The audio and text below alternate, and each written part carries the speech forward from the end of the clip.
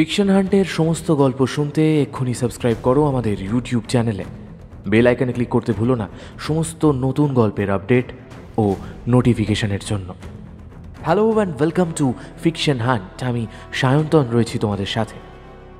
আজ তোমরা শুনবে সুলেখিকা ইশিকা হাজরার কলমে আমাদের এক্সক্লুসিভ চরিত্র অনেকদিন পর অগ্নিজিৎ সান্যাল সিরিজের আরও একটি নতুন গল্প, মৃত্যু পরোয়ানা। আজকের গল্প পাঠ ও গল্পের সূত্রধারে আমি সায়ন্তন। শুনতে থাকো ইশিকা হাজরার কলম থেকে অগ্নিজিৎ সান্যাল সিরিজের গল্প মৃত্যু পরোয়ানা।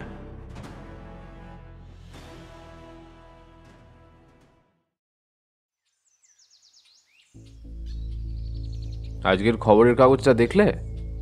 আবার সেই একইভাবে খুন। গত 2 মাসে এই নিয়ে 4 নম্বর খুন, তাও একই পদ্ধতিতে। কি হচ্ছে বলো তো ব্যাপারটা? আমার প্রশ্নের উত্তরে চায়ের কাপে চুমুক দিয়ে অগ্নিজিৎ বলে উঠল, এবারের ভিকটিমও নিশ্চয়ই বড় ব্যবসায়ী, নয়তো অফিসের কোনো উচ্চপদস্থ কর্মচারী। আর মৃত্যুর ধরনও সেই একই। রুমালেও নিশ্চয়ই লিপস্টিকের ছাপ পাওয়া গেছে, আর তার দেহ পাওয়া গেছে কোনো শুনশান ফাঁকা রাস্তায়। কি বলো? হ্যাঁ, আগের 3টে খুনের মতো এই খুনটাও নির্জন রাস্তাতেই হয়েছে। ভিকটিমের চোখ দুটো উপড়ে নেওয়া হয়েছে, গলার কাছে ইঞ্জেকশনের দাগ, শরীরে বিষ পাওয়া গেছে, পুরুষাঙ্গ একেবারে অ্যাসিড দিয়ে ঝলসানো। কি ভয়ঙ্কর মৃত্যু ভাবতে পারছো? আমার তো মনে হয় না, মনে নয়, আমি নিশ্চিত এটা কোনো সাইকোপ্যাথের কাজ। আমার কথা শুনে অগ্নি গম্ভীর গলায় জিজ্ঞাসা করল, হতেও পারে। তবে এমনটাও হতে পারে কেউ নিজের ক্ষোভ মেটাতে বা প্রতিহিংসা থেকে খুনটা করছে। আর তার অগ্নির কথার মাঝে এ দরজায় টোকার শব্দে দুজনেই চুপ করে অগ্নির দিকে তাকালাম। অগ্নি হাঁক দিয়ে বলল, হরিহর কাকা, দরজাটা একটু খুলে দাও তো। এত সাত সকালে কে এলো বলো তো? আজ কারোর আসার কথা ছিল নাকি? না তো, সেরকম তো কারোর আসার কথা ছিল না। তবে ইন্সপেক্টর শান্তনু সরকার এসেছেন বোধহয়। ইন্সপেক্টর সরকার এত সাত সকালে আমাদের বাড়ি আসবেন কেন? আমার মনে হয় অন্য কেউ এসেছে। কিন্তু আমাকে আগের থেকে আরও বেশি অবাক করে দিয়ে ঘরে ইন্সপেক্টর সরকার প্রবেশ করতে করতে বললেন, 1 কাপ চা হবে অগ্নিজিৎ বাবু? ওনার কথার উত্তরে অগ্নি হাসতে হাসতে বলল, আরে নিশ্চয়ই হবে, কেন হবে না। আপনি বসুন, আমি হরি কাকাকে বলছি চায়ের জন্য। হরি কাকা, 3 কাপ চা দিয়ে যেও তো। তারপর বলুন, সব ভালো তো? আর ওই দিকের খবর কি? অগ্নির কথায় মিস্টার সরকার চেয়ারে ভালো করে হেলান দিয়ে বসে লম্বা নিঃশ্বাস ছেড়ে বলল, আজকের খবরটা পড়েছেন নিশ্চয়ই? গত 2 মাসে এই নিয়ে 4টে খুন। এই একটু আগেই খবরগুলো পড়লাম। এর আগের খবরগুলোও পড়েছি। আর মৃতদেহের পাশ থেকে যে জিনিসপত্রগুলো পাওয়া গেছে, তাতে করে এক প্রকার ধারণা করা যায় যে খুনি একজন নারী। অবশ্য এই ধারণা খুব একটা ভুলও না। তবে বাদ দিন সব। আপনি বলুন, আপনি কি এই ব্যাপারে কিছু? অগ্নিকে কথাগুলো শেষ করতে না দিয়ে উনি বললেন, আসলে এই ব্যাপারে আপনার একটু সাহায্য চাই। যদি আপনি এই কেসের ব্যাপারে একটু তদন্ত করতেন। অবশ্য আপনার যদি কোনো সমস্যা না থাকে। শান্তনুবাবুকে ইতস্তত করতে দেখে অগ্নি ওনাকে ভরসা দিয়ে বলল, আরে না, অসুবিধের আবার কি আছে। আমাদের তো পেশাই এটা। আজ যদি আপনি না আসতেন, আমি নিজেই একবার আপনার কাছে যেতাম এই কেসের ব্যাপারে জানতে। আসলে এই কেসটার মধ্যে বেশ একটা ইন্টারেস্টিং ভাইব পাওয়া যাচ্ছে, বুঝলেন।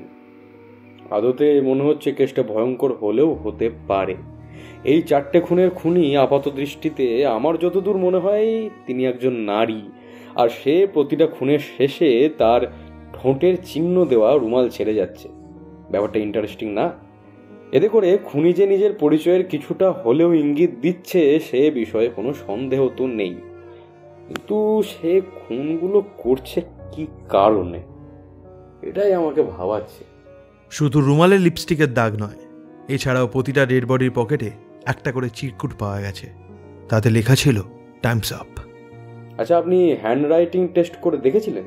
না, সেটার উপায় তো রাখেনি।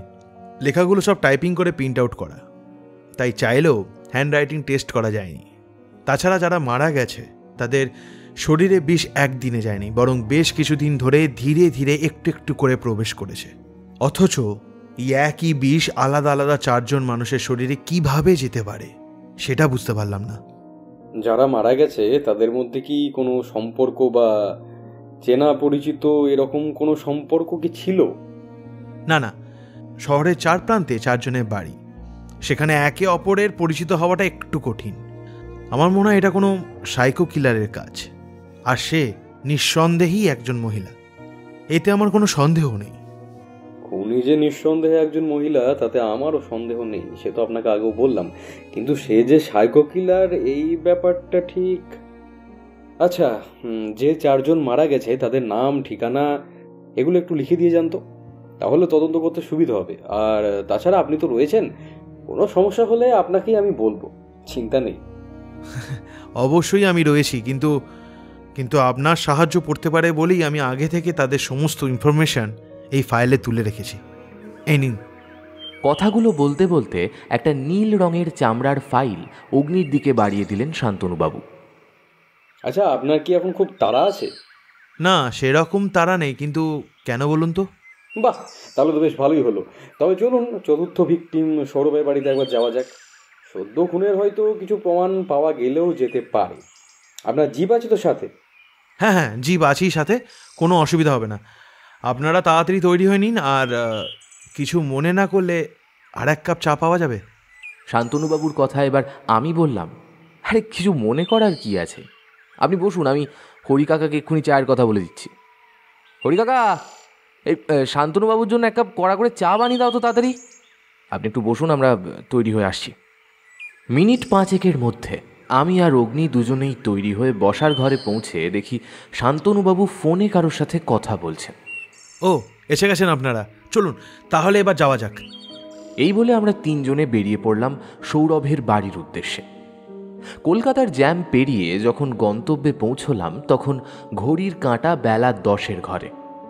গাড়ি থেকে নেমে সরু গলি পেরিয়ে দোতলার বাড়ি দেখিয়ে শান্তনুবাবু বললেন, এই যে এটাই সৌরভ দত্তের বাড়ি। আপাতত এই বাড়িতে ওনার স্ত্রী আর মাই থাকেন।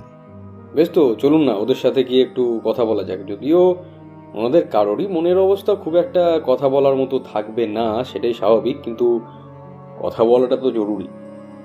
দাঁড়ান, আমি দেখছি। এই বলে তিনি দরজায় কয়েকবার ঘা মেরে নিজের নাম বলতেই একজন বছর 50-এর মহিলা প্রায় বিরক্তিকর মুখে দরজা খুলে বললেন, আপনারা আবার এসেছেন? বলি, এই শোকের বাড়িতে আপনাদের বারবার হানা দেবার মানেটা কি? পারলে আগে খুনিকে ধরুন। আমার সৌরভটা অকালে চলে গেল। এমন হীরের টুকরো ছেলে কোথাও খুঁজে পাওয়া যাবে না। দেখুন, খুনি যাতে তাড়াতাড়ি ধরা পড়ে সেই কারণেই আমাদের এখানে আসা। আমি বুঝতে পারছি আপনারা নিজেদের কাছের মানুষকে হারিয়ে কষ্টে রয়েছেন, কিন্তু খুনি কে তা জানতে গেলে বা কিসের জন্যে সৌরভকে খুন হতে হলো সেগুলো জানার জন্য তো আমাদের এখানে আসাটা জরুরি। তাই আপনি যদি দয়া করে গেট ছেড়ে সরে দাঁড়ান তাহলে আমাদের কাজের ক্ষেত্রে বিশেষ সুবিধে হয়। অগ্নির কথায় মহিলাটি কিছুক্ষণ চুপ করে আমাদের দিকে তাকিয়ে থেকে দরজা ছেড়ে সরে দাঁড়ালেন। কি গো মা, কার সাথে দাঁড়িয়ে দাঁড়িয়ে এতক্ষণ কথা বলছো? কথাগুলো বলতে বলতে একজন বছর 28-এর পুরুষ দরজার সামনে এসে আমাদের দাঁড়িয়ে থাকতে দেখে তড়িঘড়ি করে বললেন, কি ইন্সপেক্টর, আপনারা এখানে কি করছেন? আসুন, ভেতরে আসুন। আর মা, তুমিও যে কি করো না, এতক্ষণ ধরে ওনাদের বাইরে দাঁড় করিয়ে রেখেছ। আপনারা কিছু মনে করবেন না প্লিজ। আসলে দাদার মৃত্যুতে বাড়ির সকলের মানে তো বুঝতেই পারছেন। ছেলেটা ইতস্তত করে কথাগুলো বলে একবার মহিলাটির দিকে তাকিয়ে আবার আমাদের দিকে তাকিয়ে হাসার চেষ্টা করল। অগ্নি সন্দিগ্ধ চোখে তাকিয়ে থেকে বলল, আপনি কে হন সৌরভবাবুর? আমি নিখিল দাস, সৌরভ দাদার পিস্তত ভাই। আর ইনি আমার মা আর দাদার পিসি কুসুম দাস। দেখুন তো, আপনারা কখন থেকে বাইরে দাঁড়িয়ে রয়েছেন, আর বাইরে দাঁড়িয়ে না থেকে বাড়ির ভেতরে আসুন। মাসিমার বৌদি বাড়ির ভেতরেই আছে, চলুন ওদের সাথে দেখা করবেন। আসলে দাদার এরকমভাবে খুন হওয়াটা আমরা কেউ মেনে নিতে পারিনি। আমরা চাই যাতে খুনি তাড়াতাড়ি ধরা পড়ুক আর কঠিন শাস্তি পাক। আপনাদের কাছে একটাই অনুরোধ, আপনারা যা করেই হোক অপরাধীকে ধরুন। সেই কাজের জন্যই তো আজ আমাদের এখানে আসা। আচ্ছা, আপনার সাথে সৌরভবাবুর সম্পর্ক কেমন ছিল? দাদার সাথে আমার সম্পর্ক মোটামুটি ভালোই ছিল, তবে আমরা দুজনেই বড় আইটি সেক্টরে কর্মরত, তাই কাজের চাপে সময়ের অভাবে সেরকমভাবে কথা হতো না। মাঝে সাঝে এখানে আসলেই যা টুকটাক কথা হতো। মাঝে কয়েকটা মাস তো আমাদের দেখাও হয়নি কাজের চাপে। ওনার স্ত্রী আর মা এখন কোথায় আছেন? আসুন আসুন, ভেতরে আসুন, আমি নিয়ে যাচ্ছি, আসুন। আসলে বুঝতেই পারছেন, মামি আর বৌদির অবস্থা কাল থেকে একদম ভালো নেই, তাই বলছি কি। না না, চিন্তা করবেন না, ওনাদের বেশি বিব্রত করব না। নিখিলবাবুর সাথে একটা ঘরে প্রবেশ করে দেখলাম একজন বৃদ্ধা দেওয়ালে হেলান দিয়ে শূন্য দৃষ্টিতে তাকিয়ে বিছানায় বসে রয়েছেন, আর ওনার কোলে চোখ বন্ধ করে শুয়ে রয়েছেন একজন মহিলা। ভিতরে আসতে পারি? একজন অচেনা পুরুষের ডাকে ওনারা দুজনে চমকে উঠে আমাদের দিকে তাকিয়ে বিছানায় উঠে বসলেন। মামি, পুলিশ এসেছেন, তোমাদের সাথে একটু কথা বলবেন। নিখিলবাবুর কথায় বৃদ্ধা মাথা নেড়ে শান্ত গলায় বললেন, ওনাদের দরজার কাছে দাঁড় করিয়ে রাখলি কেন? ভেতরে নিয়ে আয়। আমরা ঘরে প্রবেশ করতে নিখিলবাবু ওনাদের সাথে আমাদের পরিচয় করিয়ে দিলেন। এই যে, ইনি আমার মামি, মানে সৌরভ দাদার মা সুমিত্রা, আর সৌরভ দার স্ত্রী সীমা। নমস্কার, আমি অগ্নিজিৎ সান্যাল, আর ও হলো প্রলয় ভৌমিক, আমার বন্ধু। আর ইন্সপেক্টরের সাথে তো আপনাদের পরিচয় আছেই। আমি আপনাদের মনের অবস্থা বুঝতে পারছি, কিন্তু সৌরভবাবুর খুনের তদন্তের জন্য আপনাদের সাথে কথা বলাটা জরুরি, তাই আর কি। অগ্নির কথা শেষ হওয়ার আগেই সৌরভবাবুর স্ত্রী সীমা দেবী ধরা গলায় বলল, হ্যাঁ বলুন, আপনাদের কি জিজ্ঞাসা আছে? আমরা যা জানি সবটাই জানাবো। আমরা শুধু জানতে চাই যে কি আর কি উদ্দেশ্যে সৌরভকে খুন করলো। অবশ্যই জানতে পারবেন, তার জন্যই তো আমাদের এখানে আসা। তার আগে বলুন, এই বাড়িতে আপনারা কি তিনজনেই থাকেন? হ্যাঁ, আমরা তিনজনেই থাকি, তবে বাড়ির কাজকর্ম করার জন্য একজন টুম্পা দিদি থাকেন। তবে সকালে আসেন উনি, আর সন্ধ্যার সময় চলে যান। আচ্ছা, আপনারা বলুন তো, গত 2 মাসের মধ্যে কি সৌরভের মধ্যে কোনো পরিবর্তন দেখেছিলেন? মানে ধরুন, কোনো কিছু বিষয় নিয়ে চিন্তা করা বা এমন কিছু পরিবর্তন যেটা আপনাদের চোখে পড়েছে? অগ্নির কথায় ওনারা দুজনেই কিছুক্ষণ চুপ করে রইলেন। তারপর সৌরভবাবুর মা সুমিত্রা দেবী সীমা দেবীর দিকে একবার তাকিয়ে ইতস্তত করে বলতে শুরু করলেন, আসলে বাবু, মানে সৌরভের মধ্যে বেশ কিছুদিন ধরে নানা পরিবর্তন লক্ষ্য করেছিলাম। একদিকে যেমন ওর রাত করে বাড়ি ফেরা বেড়ে গিয়েছিল, তেমনি বাড়ির সকলের প্রতি ওর দায়িত্ববোধ কম হয়ে গিয়েছিল। ও জানতো বৌমা মা হতে চলেছে, কিন্তু সেই সব নিয়ে ওর কোনো মাথা ব্যথা ছিল না। অথচ এর আগে পর্যন্ত বাড়ির সকলের প্রতি বেশ নজর ছিল ওর। সীমা আমার বৌমা হলেও ওকে আমার মেয়ের থেকে কম কিছু ভাবি না। তাই ওর এরকম অবস্থায় সৌরভের গা ছাড়া ভাব দেখে অনেকবার ওকে আলাদা করে ডেকে নিয়ে বুঝিয়েছি যে এই মুহূর্তে বৌমার খেয়াল রাখা দরকার। আমার কথা শুনতো বটে, তবে 2 দিন পর আবার একই জিনিস শুরু হয়ে যেত। এতদূর বলে তিনি একবার সীমা দেবীর দিকে তাকালেন। তাকে নিজের আরও কাছে টেনে নিয়ে মাথায় হাত বুলিয়ে আবার বলতে শুরু করলেন, আমি জানি মা, আমার কথাগুলো শুনে তুই কষ্ট পাবি, তবুও তদন্তের জন্য ওনাদের সবটা জানা দরকার। হ্যাঁ, কি যেন বলছিলাম আপনাদের। হ্যাঁ, আমি শেষ 1 সপ্তাহ যাবৎ ওর পকেট থেকে মেয়েদের কানের দুল, রুমাল এসব পেয়েছি। যদিও বৌমাকে এই ব্যাপারে কিছুই জানাইনি, বাবুকেই আড়ালে ডেকে নিয়ে গিয়ে ব্যাপারটা জিজ্ঞাসা করতাম, আরও এটা ওটা বলে এড়িয়ে যেত। আমি অনেকবার বোঝানোর চেষ্টা করেছি ওকে, কিন্তু ফলাফল শূন্য। কথাগুলো বলে দীর্ঘশ্বাস ছাড়লেন উনি। আচ্ছা সীমা দেবী, আপনার সাথে সৌরভবাবুর বিয়ে হয়েছে কতদিন? ওই মোটমাট 2 বছর মতো হবে। তা গত 2 বছরে আপনাদের মধ্যে সম্পর্ক কেমন ছিল? মানে উনি কি এরকমই ছিলেন? না না, আগেও এরকমটা ছিল না। অফিসের কাজ শেষে বাড়িতে এসে আমার আর মায়ের সঙ্গে বসে কত গল্প করত। সবসময় আমাদের কিসে সুবিধা কিসে অসুবিধা সব লক্ষ্য করত। কিন্তু মাঝখান থেকে সে সেই 2 সপ্তাহে কি যে হয়ে গেল, মাঝে মাঝে তো রাতে আমি ঘুমিয়ে যাওয়ার পরও ও কার সাথে যেন ফোনে কথা বলতো। একদিন মাঝরাতে হঠাৎ কথা বলার সময় চমকে দিয়ে জিজ্ঞেস করেছিলাম কার সঙ্গে কথা বলছে।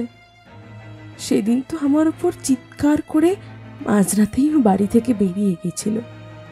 আমি নাকি ওর প্রাইভেসি নষ্ট করছি।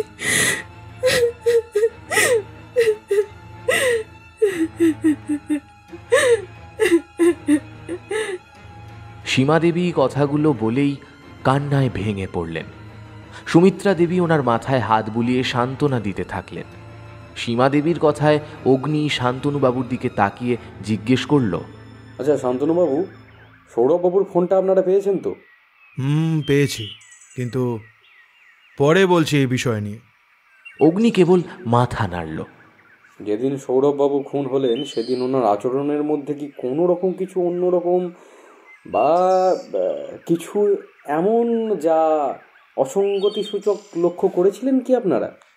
সেই রকম কিছু না, তবে সেদিন সকালে সৌরভ বাড়ি থেকে বেরোনোর সময় আমাকে আর বৌমাকে বলে গিয়েছিল আজ নাকি অফিসের কোনো কাজে ওকে রাতে বাইরে থাকতে হবে, বাড়ি ফিরতে পারবে না। কিন্তু বৌমার একটা ওষুধ শেষ হয়ে যাওয়ায় ওকে বিকালের দিকে ফোন করি, তখনই ওর ফোন বন্ধ পাই। তারপর ওদের অফিসের একজনকে ফোন করে জানতে পারি ও আজ অফিসেই যায়নি। এরপর ওর বন্ধুদেরও ফোন করি, কিন্তু কারো কাছেই কোনো খবর পাইনি। তারপর ভোর রাতে খবর পাই যে ও আর নেই। এবারে কথাগুলো বলেই ফুঁপিয়ে কেঁদে উঠলেন সুমিত্রা দেবী। আপনারা ভরসা রাখুন, নিশ্চয়ই ধরা পড়বে হত্যাকারী। আচ্ছা, একবার কি সৌরভবাবুর ঘরটা দেখা যায়? এই বলে নিখিলবাবু হাঁক দিয়ে ওনার মাকে খাবারের কথা বলে আমাদের নিয়ে ওপরে সৌরভবাবুর ঘরে নিয়ে গেলেন। অগ্নি ঘরে প্রবেশ করে টেবিলে গুছিয়ে রাখা বইপত্র কাগজ সব নেড়ে চেড়ে কয়েকটা খবরের কাগজের কাটা অংশ বের করে সেগুলোতে চোখ বুলিয়ে বাঁকা হাসি হেসে বলল, এই যে যোগসূত্র। শান্তনুবাবু, এই দেখুন, এর পরেও বলবেন 4টে খুনের মধ্যে কোনো সম্পর্ক নেই। আর এই নিন দেখুন না। অগ্নি খবরের কাগজের কাটা অংশগুলো শান্তনুবাবুর হাতে দিয়ে ঘরের মধ্যে আরও বাকি জিনিসগুলো খুঁটিয়ে খুঁটিয়ে দেখতে লাগলো। আমি ততক্ষণে শান্তনুবাবুর পাশে দাঁড়িয়ে খবরের কাগজের টুকরোগুলোর দিকে নজর দিয়েছি। গত 2 মাসে 3টে খুনের খবর যে কাগজে বেরিয়েছিল তারই কাটা অংশ সেগুলো।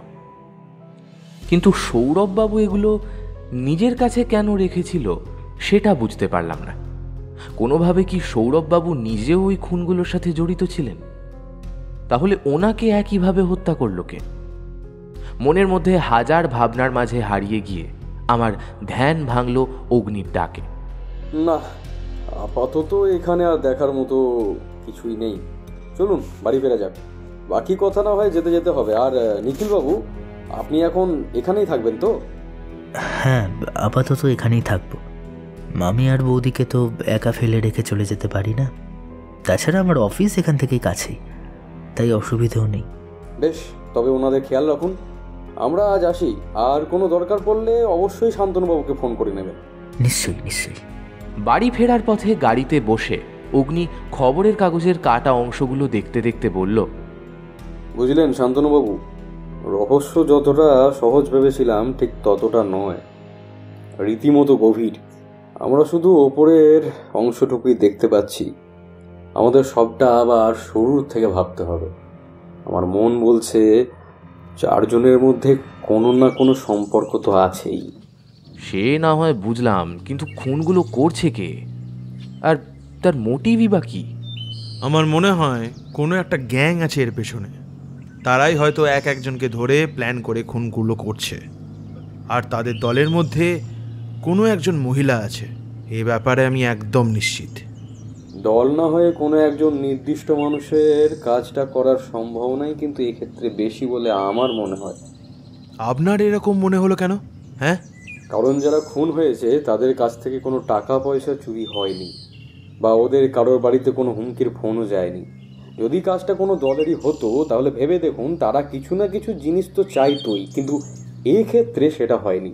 তার মানে ধরে নিতে হয় যে কাজটা কোনো গ্যাংয়ের না, কোনো শত্রুতা থেকেই হয়তো খুনগুলো করা হয়েছে। আর খুনি যে নিজের রূপের জালে এই 4 জনকে জড়িয়ে নিয়েছিল সেই বিষয়ে আমার কোনো সন্দেহ নেই। আর নারীটি যে অত্যন্ত বুদ্ধিমতী সেই বিষয়ে তো সন্দেহ নেই। তার মানে তুমি বলতে চাইছো খুনি একজন মেয়ে? বলতে চাইছি নয় প্রলয়, আমি নিশ্চিত হয়ে বলছি যে খুনি একজন মেয়ে। আর সে খুব ভালো করে সৌরভ বাবুর ব্যাপারে জানতো। হয়তো বাকি যারা খুন হয়েছে তাদের ব্যাপারেও ভালো করে জানতো, অথবা ভালো করে খোঁজ খবর নিয়েছিল, কিন্তু তার আসল মোটিভ কি সেটাই বুঝে উঠতে পারছি না। তবে এটাই তার শেষ হত্যা ছিল নাকি আরও কেউ বাকি আছে সেটাও খুঁজে বের করতে হবে আমাদের।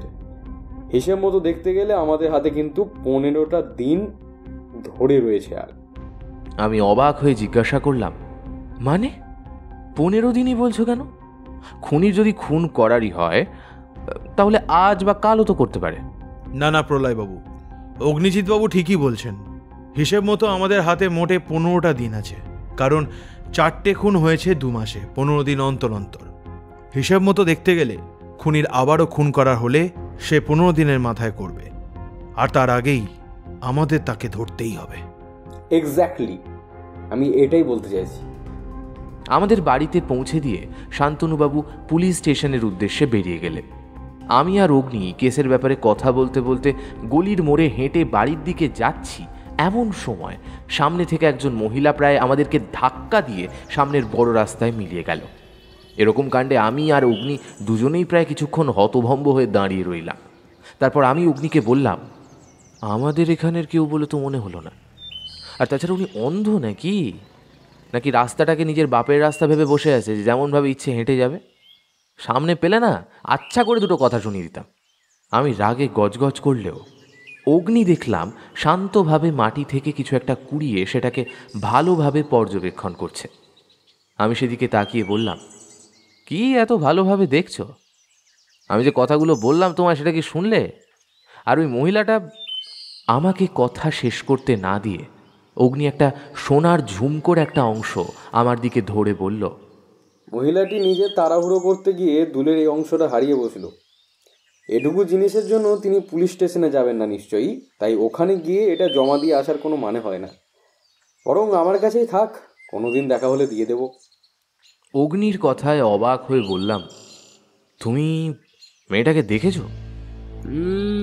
এক ঝলক দেখেছি, পরে দেখলে অবশ্যই চিনতে পারবো, তবে এর আগে ওকে এখানে দেখেছি বলে তো মনে হয় না। হয়তো এদিকে কোনো কাজে এসেছিল, নতুবা নতুন ভাড়াটে হিসেবে এসেছেন বলে মনে হয়। অগ্নির কথায় গজগজ করতে করতে বললাম, সে যাই হিসেবে আসুক, সামনে তাকিয়ে হাঁটা দরকার ছিল ওনার। আর একটু হলে তো পড়তাম দুজনে। আরে ঠিক আছে বাবা, শান্ত হও এখন। ঘরে চলো, স্নান করে খেয়ে নিয়ে দুপুরে একটা ভাত ঘুম দাও দেখি, দেখবে সব রাগ একদম শান্ত হয়ে যাবে। অগ্নির কথা মতো বাড়ি ফিরে স্নান সেরে দুপুরের খাওয়া দাওয়া করে ভাত ঘুম দিয়ে যখন উঠলাম তখন বিকেল গড়িয়েছে। বাইরের ঘর থেকে হাসাহাসির শব্দে চোখ রোগড়ে বাইরে বেরোতে দেখি একজন 24-25 বছরের মহিলা অগ্নির সাথে চা পান করতে করতে গল্প করায় ব্যস্ত। এটা যে অর্পিতা নয় সেটা বুঝতে পেরেছি, কিন্তু আগে কোথাও কি দেখেছি? আমার ভাবনার মাঝেই অগ্নি গেটের সামনে আমায় দাঁড়িয়ে থাকতে দেখে বলল, আরে তুমি ওখানে দাঁড়িয়ে কেন? আরে প্রলয়, এখানে এসো। এই যে উনি প্রিয়া, আমাদের পাশের বাড়িতে নতুন ভাড়াটিয়া হিসেবে এসেছেন। আর প্রিয়া উনি হলেন প্রলয় ভৌমিক, আমার বন্ধু আর বিখ্যাত চিত্রকার। প্রিয়া আমাদের দিকে তাকিয়ে নমস্কার করে মিষ্টি করে হাসল। আমিও প্রতি নমস্কার জানিয়ে অগ্নির পাশে গিয়ে বসলাম। প্রিয়া অগ্নির সাথে এমনভাবে গল্প করছে যে ওকে দেখে মনেই হচ্ছে না যে আজ এই কিছুক্ষণ আগে ওর সাথে আমাদের পরিচয় হয়েছে। আজকে সকালে ঘটনার জন্য আপনাদের থেকে ক্ষমা চাইছি। আসলে তখন একটু বেশি তাড়ার মধ্যে ছিলাম। তাই তখন না দেখে শুনেই আপনাদের ধাক্কা দিয়ে চলে গেছি। দয়া করে ক্ষমা করে দেবেন আমায়। আপনাদের তখন বেশি লাগেনি তো? প্রিয়ার কথা শুনে বুঝলাম সকালের সেই ধাক্কা দেওয়া মেয়েটি আসলে প্রিয়া। আরে না না, লাগেনি। তবে এবার থেকে সাবধানে চলাফেরা করবেন। তখন শুধু আমাদের না, আপনারও লাগতে পারতো। হ্যাঁ, আসলে আমার বান্ধবীর অ্যাক্সিডেন্টের খবর পেয়ে আমি নিজেকে একদম ঠিক রাখতে পারিনি তখন। এবার থেকে খেয়াল রাখব। প্রলয়বাবু, আপনি চুপ করে আছেন যে? আপনি রেগে নেই তো আমার ওপর? রেগে থাকাটাও অস্বাভাবিক নয়। আমি একবার অগ্নির দিকে তাকিয়ে মৃদু হেসে বললাম, না না, রাগ করার কি আছে? সত্যি তো, কাছের মানুষের অ্যাক্সিডেন্ট হয়েছে শুনলে আর কে শান্ত থাকতে পারে বলুন? তা আপনি কি এখানে একাই এসেছেন নাকি বাবা মাও এসেছে আপনার সাথে? না না, আমি একাই এসেছি। আসলে আমার বাড়ি হুগলি জেলায়, কিন্তু চাকরির সূত্রে এখানে আসা। কলকাতার সরকারি হাসপাতালে নার্স হিসেবে জয়েন করেছিলাম কদিন হলো। ও আচ্ছা, তাহলে তো হস্টেলেই থাকার জায়গা পেয়ে যেতেন। অগ্নির মুখের দিকে তাকিয়ে কথাটা শেষ করতে পারলাম না। সত্যি তো, অপরিচিত কারোর ব্যক্তিগত জীবন নিয়ে কথা বলাটা একদমই অশোভনীয়। নিজের ওপরেই নিজের রাগ হতে লাগলো। প্রিয়া নিজেই মৃদু হাসল। আসলে হোস্টেলে অনেক রকম ব্যাপার থাকে, আর আমি একটু নিজের মতো একা থাকতেই বেশি ভালোবাসি। তাই এখানে ভাড়ায় থাকতে আসা। আর এখানে এসেই যে আপনাদের সাথে পরিচয় হবে তা সত্যি ভাবতে পারিনি। ভালো লাগলো আপনাদের সাথে কথা বলে। আপনাদের যদি অসুবিধা না থাকে তাহলে আমার বাড়িতে আসুন একদিন। চাই নিমন্ত্রণ রইল। আরে অবশ্যই যাব, তবে একটু দাঁড়ান, আপনার একটা জিনিস আমার কাছে রয়ে গেছে। এই বলে অগ্নি উঠে গিয়ে ঘর থেকে একটা কাগজের মোড়ক প্রিয়ার সামনে রাখল। এতে কি আছে? খুলে দেখে নিন না। আপনি সকালে তাড়াহুড়ো করতে গিয়ে ফেলে গিয়েছিলেন। আপনি আবারও আমার বড় উপকার করলেন। এই কানের দুলটা আমার দিদির। এটাই দিদির শেষ স্মৃতি হিসাবে আমার কাছে আছে। তখন তাড়াহুড়োর মধ্যে কিভাবে যে এই অংশটা খুলে গেছিল বুঝতেই পারিনি। আমি বাড়ি ফিরে অনেক খুঁজেছি, কিন্তু পাইনি। আপনি যে এটা তুলে রেখেছিলেন তার জন্য অনেক অনেক ধন্যবাদ আপনাকে। আরে না না, সেরকম কিছুই না। এবার থেকে একটু সামলে রাখবেন। হ্যাঁ, নিশ্চয়ই। কথার মাঝে ফোন আসায় প্রিয়া একবার ফোনের দিকে তাকিয়ে তড়িঘড়ি করে উঠতে উঠতে বলল, ওকে, আমায় উঠতে হবে এবার। আপনারা আসবেন কিন্তু আমার বাড়িতে। আবার তখন গল্প হবে খন। আজ উঠি। আমাদের দুজনকে বিদায় জানিয়ে প্রিয়া বেরিয়ে যেতেই অগ্নি আমার দিকে তাকিয়ে হালকা কাশি দিয়ে বলল, বেশ তো রাগের মাথায় অনেক কথা শোনাতে যাচ্ছিলে, তারপর যেই কথা বলা শুরু করলে তখন তো প্রিয়ার থেকে চোখই সরছিল না তোমার। হ্যাঁ, কি ব্যাপার? কারোর চোখে আবার নিজের সর্বনাশ দেখলে নাকি? অবশ্য কারোর চোখে হারিয়ে গিয়ে হুটপাট নিজের সর্বনাশ করে বসো না, তখন কিন্তু আবার সামলানোটা চাপের হয়ে যাবে। এই এই খারাপ হয়ে যাচ্ছে কিন্তু। তখন থেকে কি সব বলছো? আমি আবার কার চোখে হারালাম বলো তো? কেন, ওই প্রিয়ার? এই তো হাঁ করে তাকিয়েছিল ওর দিকে, আমি দেখিনি ভাবছো নাকি? ভুল দেখেছ, এরকম আমি কিছু করিনি। আমার কথার মাঝে অগ্নির ফোনটা বেজে উঠতে আমি প্রায় হাঁফ ছেড়ে বাঁচলাম। হ্যাঁ শান্তনুবাবু, বলুন। ওদিক থেকে কি উত্তর এলো জানা নেই, তবে অগ্নি উত্তেজিত হয়ে বলল, কি সিসিটিভি ফুটেজ ধরা পড়েছে? বাহ, এ তো চমৎকার কথা। হ্যাঁ হ্যাঁ, আমি আসছি। না না, দরকার পড়বে না, আমরা বাস ধরে নিচ্ছি। হ্যাঁ বেশ, রাখলাম। ফোনটা রেখে অগ্নি উত্তেজিত হয়ে বলল, প্রলয়, তাড়াতাড়ি তৈরি হয়ে নাও।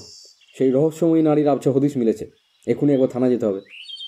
মিনিট পাঁচেকের মধ্যে তৈরি হয়ে ভিড় বাসে চেপে কলকাতার যানজট পেরিয়ে যখন পুলিশ স্টেশনে পৌঁছলাম তখন ঘড়িতে সন্ধে 6টা।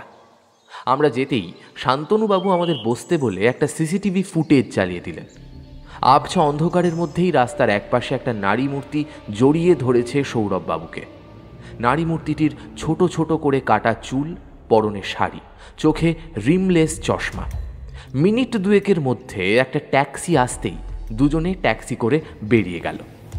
ট্যাক্সির নাম্বারটা দেখে ড্রাইভারের খোঁজ নিতে হবে। সেসব খোঁজ আমি আগেই নিয়েছি। ট্যাক্সি ড্রাইভার আর ক্যাফের মালিক, মানে সেদিন ওই ট্যাক্সি করে যে দুজন ক্যাফেতে গিয়েছিল, সেখানে কাজ করে দুজন লোককে এখানে ডেকে পাঠিয়েছি।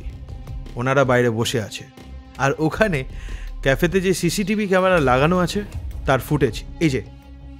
এই বলে অন্য আরেকটা ভিডিও চালিয়ে দিলেন শান্তনুবাবু। ওই ওনাদের ভিতরে আসতে বলুন।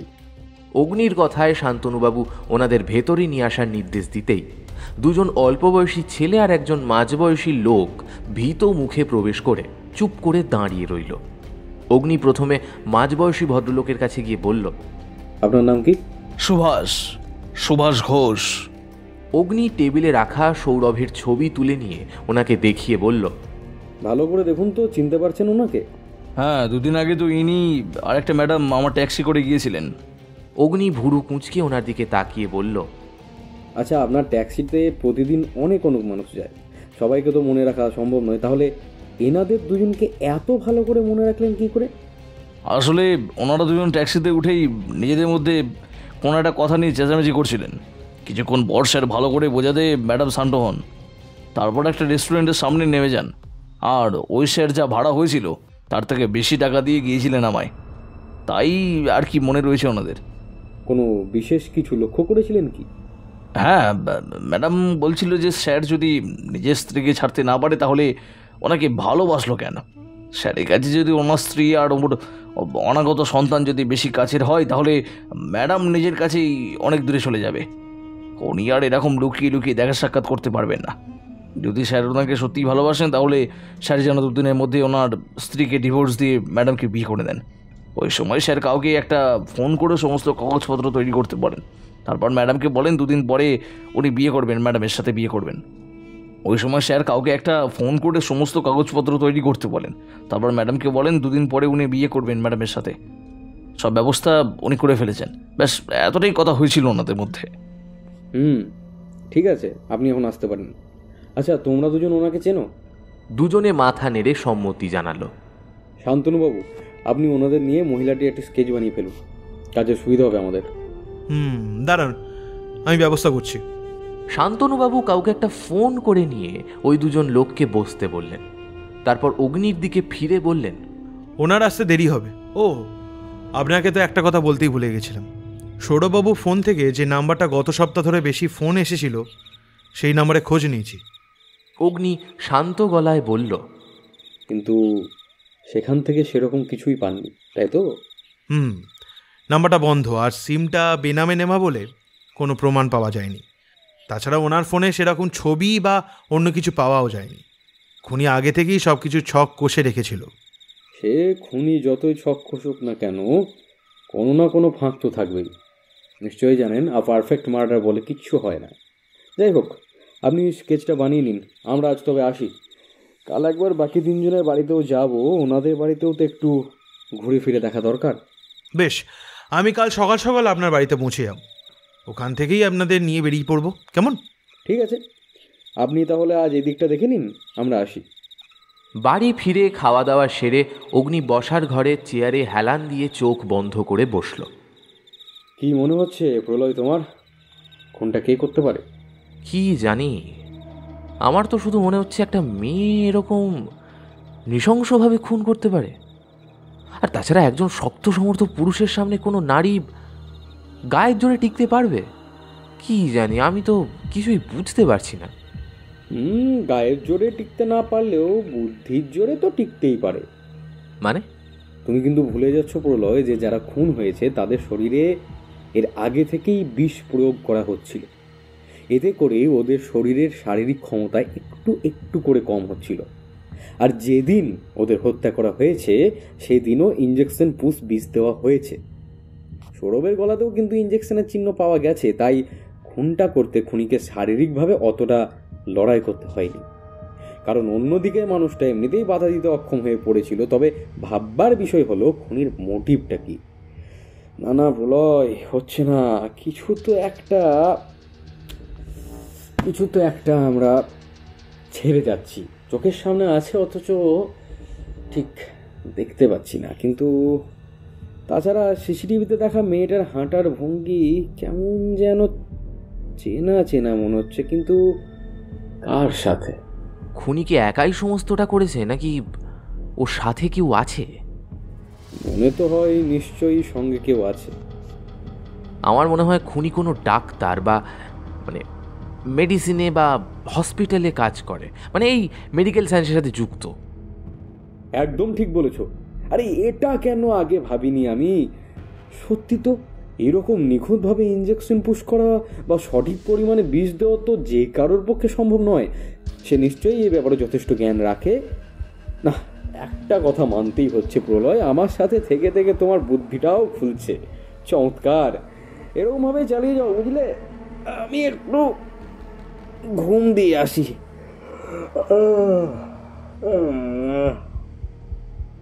খুব ঘুম পাচ্ছে আমার।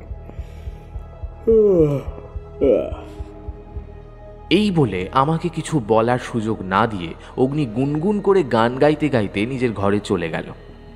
আমি কিছুক্ষণ হতভম্ব হয়ে বসে থেকে শেষ পর্যন্ত একটা দীর্ঘশ্বাস ফেলে ঘরে ঘুমোতে গেলাম। পরের দিন সময় মতো শান্তনুবাবু হাজির হতেই বেরিয়ে পড়লাম বাকি 3 জনের বাড়ির উদ্দেশ্যে। 2 মাস আগে প্রথম যার খুন হয়েছিল, মানে পিন্টুর বাড়ির উদ্দেশ্যে। সেখানে গিয়ে কথা বলে রওনা দিলাম 2য় জন কৌশিকের বাড়ির দিকে। সেখানেও ঘণ্টাখানেক কথা বলে 3য় জন অর্থাৎ সায়নের বাড়িতে ওর স্ত্রী, কন্যা আর ওর বাবা মায়ের সাথে কথা বলতে বলতে অগ্নি দেওয়ালে লাগানো একটা ছবির দিকে এগিয়ে গিয়ে বলল, এই ছবিটা কোন সময়ের? সায়নবাবুর মা শুভা দেবী সেদিকে তাকিয়ে বললেন, ওটা তো সায়নের কলেজের ছবি। হোস্টেলে থেকেই কলেজে পড়াশুনো করেছে ও, তখনই কোথাও একটা পিকনিক করতে গিয়ে ছবিটা তোলা। আচ্ছা, আপনি নিশ্চয়ই জানেন যে সায়নবাবুর মতো আরও 3 জনকে খুন করা হয়েছে। তাদের কি আপনারা চেনেন? ওনারা সকলে মাথা নেড়ে না জানালেন। কাউকে না চিনলেও এরকম 2টো খুনের খবর পড়ে উনি প্রচণ্ড ভীত হয়ে পড়েছিলেন। বারবার বলছিল যে ভয়ঙ্কর কিছু একটা হতে চলেছে। আর তারপর থেকেই ওর মধ্যে পরিবর্তন শুরু হলো। রাতে দেরি করে বাড়ি ফেরা, সারাক্ষণ ফোনে কথা বলা, এই নিয়ে কোনো কথা বলতে গেলেই চিৎকার, চেঁচামেচি, অশান্তি। তারপর তো হঠাৎ করেই কি যে হয়ে গেল কিছুই বুঝতে পারলাম না। এই বলে কান্নায় ভেঙে পড়লেন উনি। আচ্ছা, এটা যদি আমার কাছে রাখি আপনাদের কি কোনো অসুবিধা আছে? না, কোনো অসুবিধা নেই। তবে আপনারা চেষ্টা করুন যাতে খুনি তাড়াতাড়ি ধরা পড়ে। অবশ্যই আমাদের দিক থেকে সেরকম চেষ্টা করা হচ্ছে, খুনি তাড়াতাড়ি ধরা পড়বে। নমস্কার, আজ তাহলে আসি। বাইরে বেরিয়ে অগ্নি শান্তনুবাবুর উদ্দেশ্যে বলল, স্কেচটা কি কালকে তৈরি হয়ে গেছে নাকি কিছুটা বাকি আছে? দেখেছেন তো, কাজের মধ্যে আসল কথাটাই বলতে ভুলে গেছি। স্কেচটা কালকেই তৈরি হয়ে গেছে। গাড়ি ভেতরে চলো, দেখাচ্ছি। তারপর তিনি গাড়ি থেকে একটা স্কেচ বুক বের করে আমাদের দিকে এগিয়ে দিয়ে বললেন, এই দেখুন, এই যে হচ্ছে আমাদের রহস্যময়ী, যাকে আমরা হন্যে হয়ে খুঁজছি। আমি বাকি 3টে খুনের জায়গা থেকে খোঁজ নিয়েছি। বাকি 3 জনের সাথেও একে দেখা গিয়েছিল। আমি সমস্ত সোর্স লাগিয়ে দিয়েছি এই মহিলাকে খোঁজার জন্য। তাতে করে খুব বেশি লাভ হবে বলে আমার মনে হয় না। কেন? আপনার অন্যরকম মনে হলো কেন?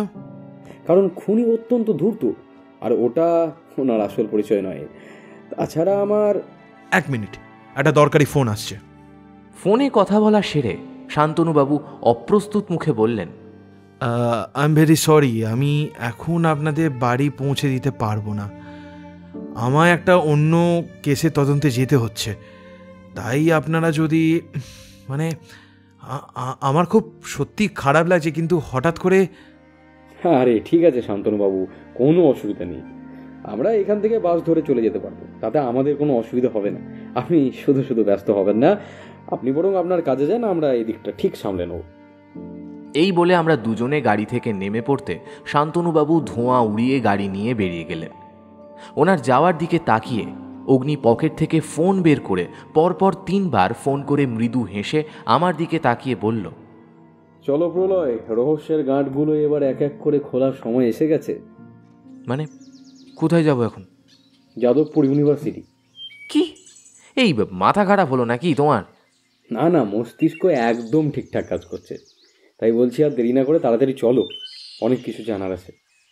বাস ধরে প্রায় 1.5 ঘন্টা সময় পর ইউনিভার্সিটিতে পৌঁছে বাইরে গার্ডের সাথে কথা বলে প্রিন্সিপালের রুমে পৌঁছতে অগ্নি নিজের পরিচয়পত্র দেখিয়ে বলল, নমস্কার, আমি অগ্নিজিৎ সান্যাল, প্রাইভেট ইনভেস্টিগেটর।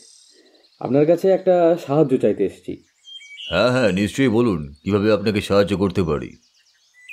কিছু মনে করবেন না, গত 2 মাসে খুব অদ্ভুতভাবে একই পদ্ধতিতে 4টে খুন হয়েছে, জানেন নিশ্চয়ই।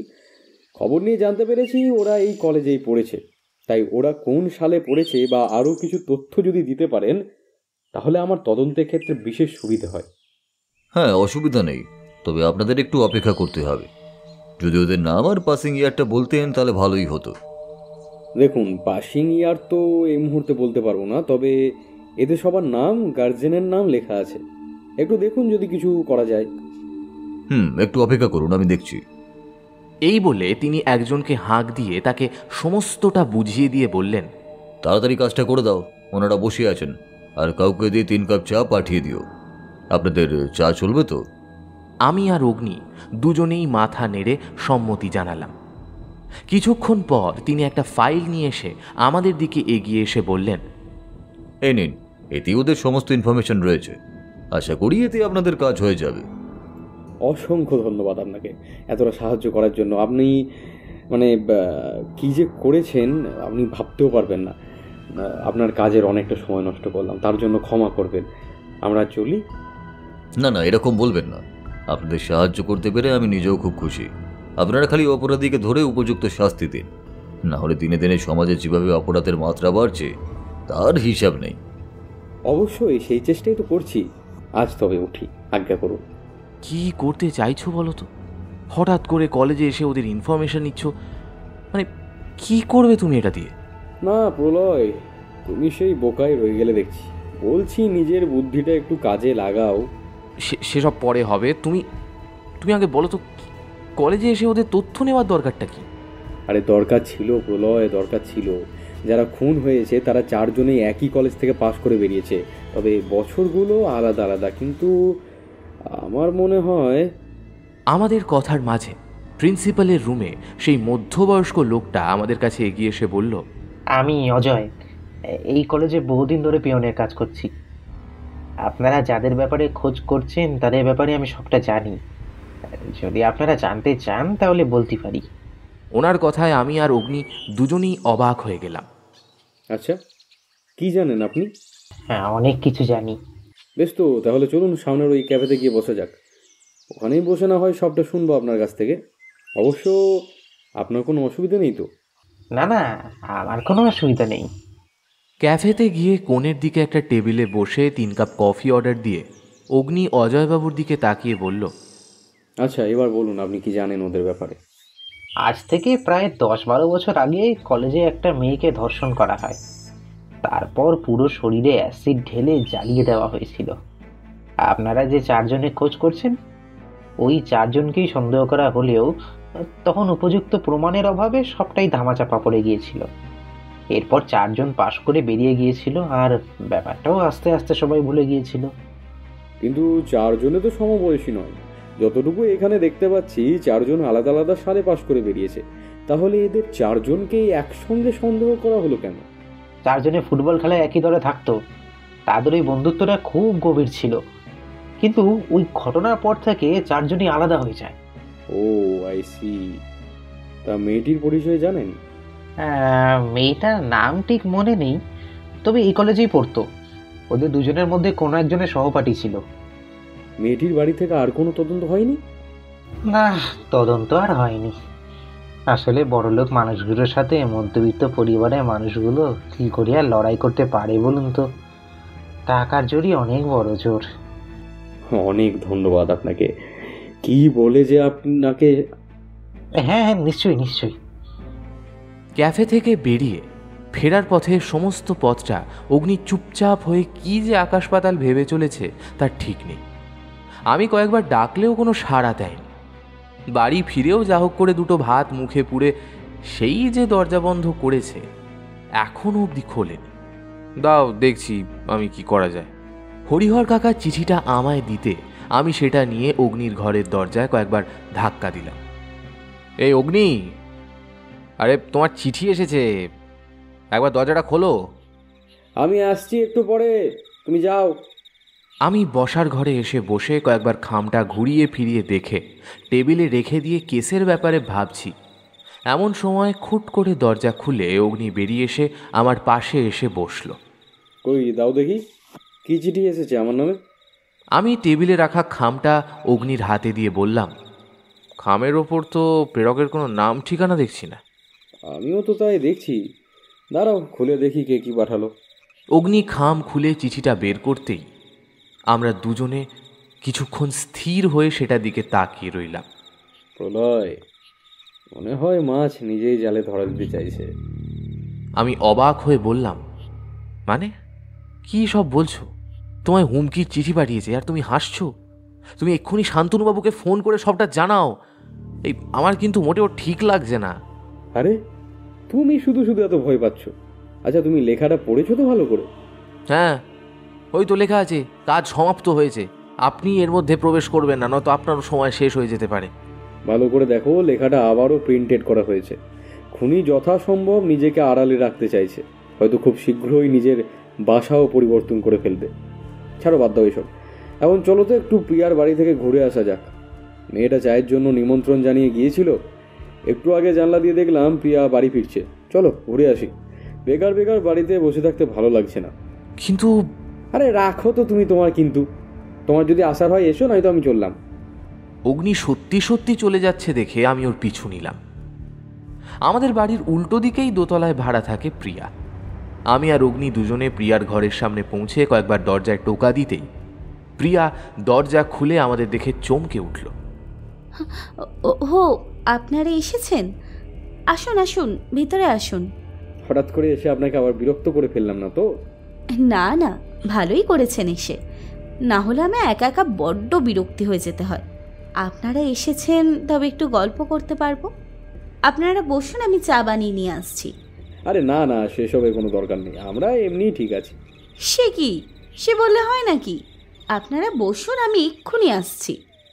প্রিয়া চলে যেতেই অগ্নি সোফা ছেড়ে উঠে দাঁড়িয়ে ঘরময় পায়চারি করতে লাগলো। প্রলয়, তোমার নিশানাটা ঠিক জায়গায় পড়লো না, বুঝলে? পরের বার থেকে দেখে শুনে কাজ করো। মানে কি বলছো বলো তো? এই তোমার কথা না আমি মাঝে মাঝে কিছু বুঝতে পারি না। সকালে বাড়ি ফিরে একদম চুপ করে গেলে, এখন আবার কি সব বলছো কিছু বুঝতে পারছি না। একটু খোলসা করে বলবে আমায় কি হয়েছে? এখন চুপ করে বসো তুমি, সময় হলেই সব আপনি বুঝতে পারবে। আমাদের কথার মাঝে প্রিয়া চা নিয়ে ঘরে প্রবেশ করল। তারপর আমাদের দুজনকে চা দিয়ে নিজেও চা নিয়ে চেয়ার টেনে বসলো। তারপর বলুন, সব ভালো আছেন তো? আমি আর অগ্নি দুজনেই মাথা নেড়ে সম্মতি জানালাম। তা আপনার কি খবর? আমার আর কি খবর হবে বলুন, এই কোনো রকমে চলে যাচ্ছে, এই আর কি। তা আপনি কি কোথাও চলে যাচ্ছেন নাকি?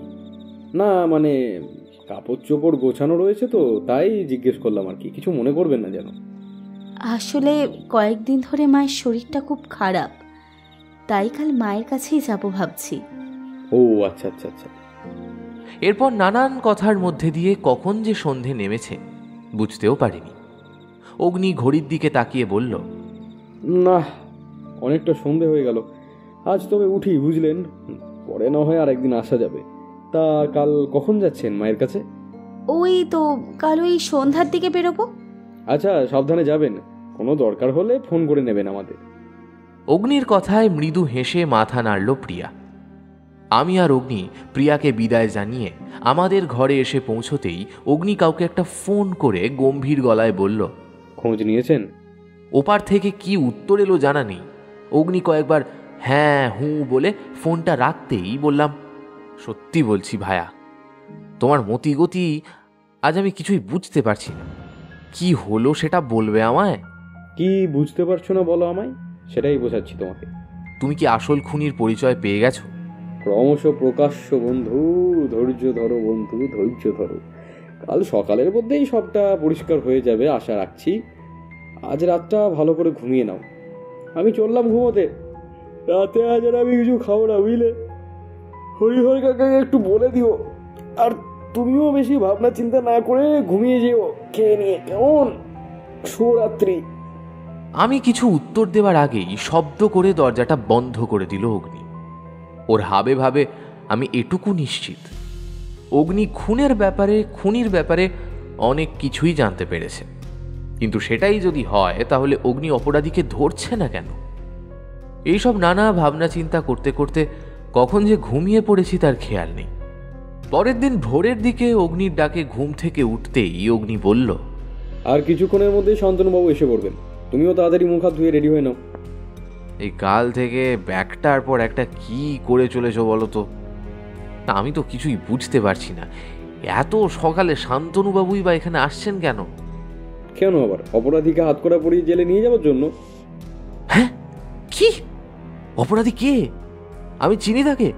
তুমি কি করে বুঝলে আসল অপরাধী সেই? অগ্নির কথা মতো হাত মুখ ধুয়ে এসে বসার ঘরের টেবিলে বসতেই জিপের শব্দে অগ্নি বিড়বিড় করে বলল, চলো প্রলয়, নিচে চলো।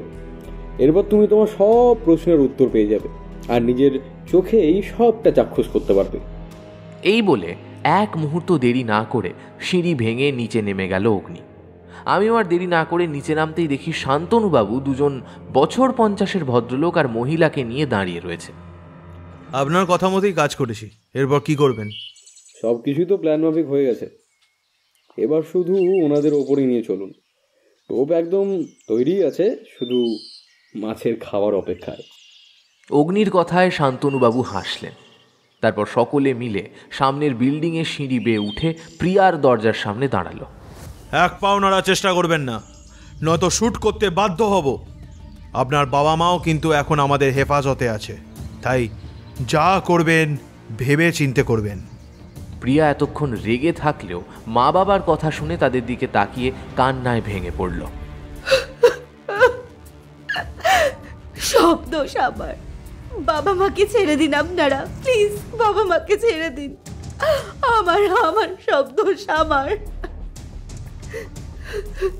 জানেন না কেন মেরেছি শয়তানগুলোকে? ওরা সব কটা এক একটা শয়তান। আমার দিদিকে 4 জন মিলে ছিঁড়ে খেয়েছে। ওর সারা শরীর অ্যাসিড ঢেলে পৈশাচিক আনন্দে মেতে উঠেছিল। আমার বাবা মা পুলিশের কাছে বারবার কেসটা নিয়ে তদন্তের জন্য বলেছিল, কিন্তু তারা যে টাকার গোলাম, কেউ শোনেনি, কেউ না। দিদির শোকে মা একটু একটু করে শেষ হয়ে যাচ্ছিল। তাই বাবা আমাদের দুজনকে নিয়ে হুগলি চলে গেছিল, কিন্তু মনের মধ্যে রাগটা পুষে রেখেছিলাম।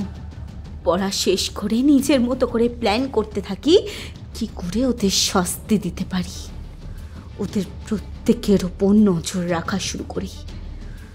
বুঝতে পারি যে ওরা 4 জনই নারী পিয়াসী, তাই সেটাকেই কাজে লাগাই। ছদ্মবেশে ওদের কাছে যাই, প্রতিদিন খাবারের সাথে একটু একটু করে বিষ মিশিয়ে দিতে থাকি যাতে ওরা দুর্বল হয়ে পড়ে। তারপর সময় বুঝে নির্জন জায়গায় নিয়ে গিয়ে শেষ করে দিই। পুরুষাঙ্গে অ্যাসিড দিয়ে ঝলসে দিই, চোখ দুটো উপড়ে দিই। তখন মনে হতো দিদির আত্মা শান্তি পাচ্ছে। এইভাবেই এক এক করে 4 জনকে শেষ করেছিলাম আমি।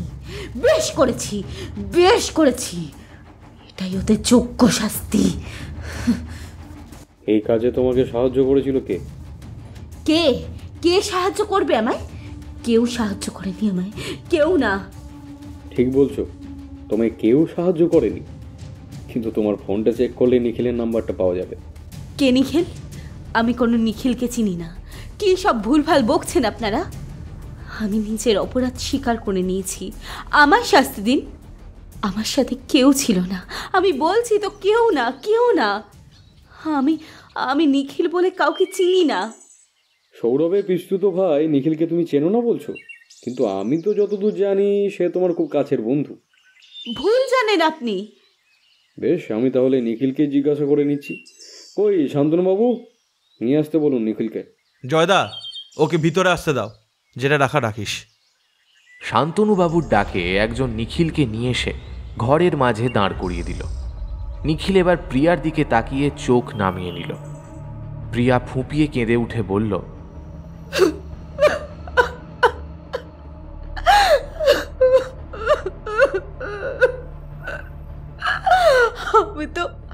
আমি তো নিজের দোষ স্বীকার করে নিয়েছি, তাহলে কেন আবার ওদের মাঝখানে আনছেন?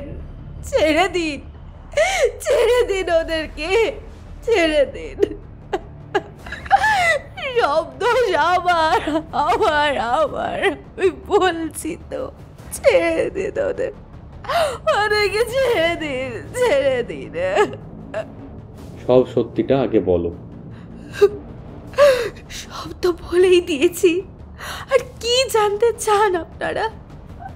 অগ্নি কিছু বলার আগেই নিখিল বলতে শুরু করলো। 4 জনের সম্পর্কে যাবতীয় ইনফরমেশন আমি প্রিয়াকে দিয়েছি। রিনিদি মানে প্রিয়ার দিদিকে যে সৌরভদা আর ওর বন্ধুরা মিলে খুন করেছিল সেটা আমি জানতাম। অবশ্য নিজের চোখে দেখিনি, তবে সৌরভদার ফোনে সবটাই রেকর্ডিং ছিল, আর আমি সেটাই দেখে ফেলেছিলাম। দাদার সাথে ওই নিয়ে কথা বলতে গেলে দাদা ভয় দেখিয়ে চুপ করিয়ে দিয়েছিল। পরে যখন প্রিয়ার সঙ্গে আমার বন্ধুত্ব হয় তখন কথার মধ্যে দিয়ে এসব জানতে পেরেছিলাম। তাই অপরাধীদের উপযুক্ত শাস্তি দেওয়ার জন্য আমি যতটা পেরেছি প্রিয়াকে সাহায্য করেছি। আমার মনে হয় না ভুল কিছু করেছি বলে। খুনিরা যে শাস্তি পেয়েছে এটাই আনন্দের। তোমার আর প্রিয়ার বন্ধুত্ব কিভাবে হয়? হসপিটালে বৌদিকে নিয়ে চেক আপের সময় প্রায়ই আমাকে হাসপাতালে যেতে হতো, সেখানেই পরিচয় হয়। সেটা ধীরে ধীরে বাড়তে থাকে, একে অপরের প্রতি অনেকটা বিশ্বাস আসার পরই কথায় কথায় এই কথাটা উঠে আসে। তারপরেই বুঝলাম, কিন্তু হঠাৎ করে প্রিয়া অগ্নিজিৎ বাবুর বাড়ির সামনে ভাড়া এলেন কেন? হ্যাঁ, নজর রাখার জন্য। নিখিলের কাছে অনার কেসের তদন্তের কথা জানতে পেরেই বেশি ভাড়া দিয়ে এখানে এসে উঠি, যাতে ওনার সব কৃত্তিকলাপের উপর নজর রাখতে পারি। আমি মানছি রিনির সাথে অত্যন্ত খারাপ হয়েছিল, তাই বলে তোমরা নিজেরা তার বদলা নেবে? দেখো তো কি হলো শেষ পর্যন্ত। তোমাদের সারা জীবনটা শেষ হয়ে গেল, জেলের অন্ধকারে হয়তো তোমাদেরকে আজীবন কাটাতে হবে। এখানে আইন শুধু টাকা চেনে মিস্টার, ওরা সব দেখেও অন্ধ, তাই তো আমাকে রক্তে হাত লাল করতে হলো। প্রিয়ার কথায় অগ্নি দীর্ঘশ্বাস ফেলে বলল, কিন্তু প্রতিটা খুনের শেষে নিজের লিপস্টিক লাগানো রুমাল কেন রেখে যেতে? প্রিয়া অট্ট হাসি হেসে বলল,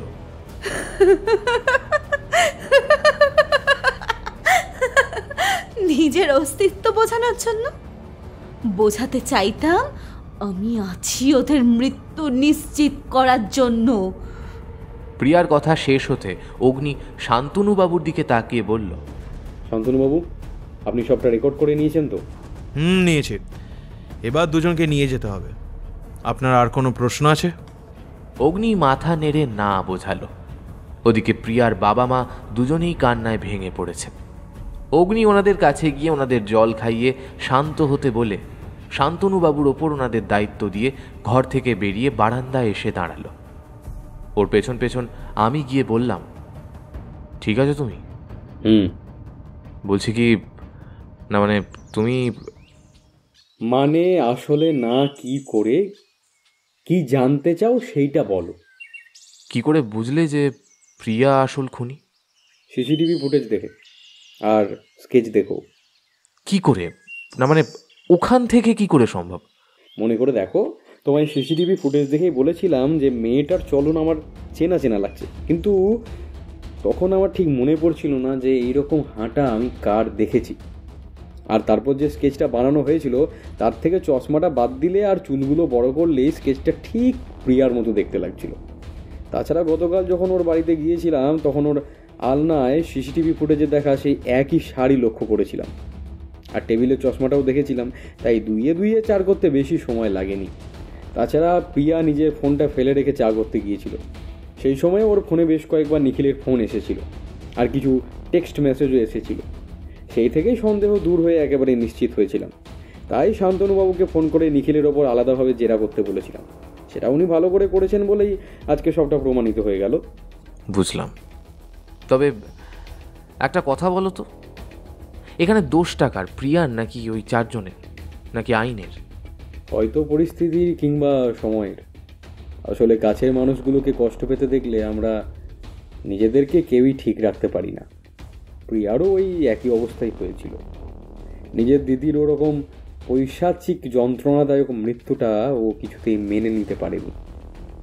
তাই তো ওর দিদিকে যারা ওইভাবে নৃশংসভাবে হত্যা করেছে, কষ্ট দিয়েছে, তাদের নিজের হাতেই খুন করেছে, অথচ নিজের মা বাবার কথা একবারও ভাবলো না। আমি তো ভাবছি 2 মেয়েকে হারিয়ে এখন ওনাদের অবস্থা কী হবে, কী করবেন ওনারা। তবে এখানে প্রিয়াকেও যে খুব বেশি দোষ দেওয়া যায় তা কিন্তু নয়। কথাগুলো বলে লম্বা একটা দীর্ঘশ্বাস ফেলে অগ্নি বলল, চলো এবার বাড়িতে যাওয়া যাক। চলো। আর একবার পেছন ফিরে ঘরের দৃশ্য দেখে দুজনেই সিঁড়ি বেয়ে নিচে নেমে বাড়ির দিকে রওনা দিলাম।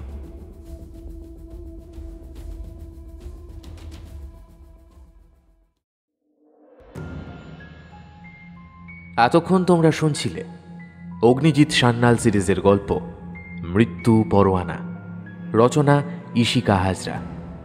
গল্পের সূত্রধার, গল্প পাঠ তথা প্রলয়ের চরিত্রে ছিলাম আমি সায়ন্তন। অগ্নিজিতের চরিত্রে ছিল সৌম্যজিৎ। অন্যান্য চরিত্রে আমার সাথে ছিল ঋদ্ধি, দুর্বা, আর্য, পূজা, মৌপিয়া, তৃষা, দিব্যেন্দু, শঙ্খ, রুবিনা, বুবাই এবং নীল। এই গল্পের নাট্যরূপ নির্মাণে ছিল শঙ্খ। শব্দ সংযোজন, আবহ সঙ্গীত ও স্পেশাল এফেক্টসে ছিল রণজয়। প্রচ্ছদ নির্মাণে ছিল স্ক্রিবলিং মাইন্ড থেকে শ্রাবণ্য। কেমন লাগলো তোমাদের আজকের গল্পটা? যদি আজকের গল্পটা তোমাদের ভালো লেগে থাকে অবশ্যই ভিডিওটিকে একটি লাইক করে দিও, চ্যানেলটা সাবস্ক্রাইব করতে ভুলো না, বেল আইকনে ক্লিক করে দিও সমস্ত গল্পের আপডেট ও নোটিফিকেশনের জন্য। আগামী পর্বে আবার তোমাদের সাথে দেখা হবে আরও একটা দুর্দান্ত গল্পের সাথে। সবাই ভালো থেকো, সুস্থ থেকো আর শুনতে থাকো ফিকশন হান্ট। আজকের মতো এখানেই শেষ করছি, দেখা হচ্ছে পরের পর্বে। নমস্কার, শুভরাত্রি।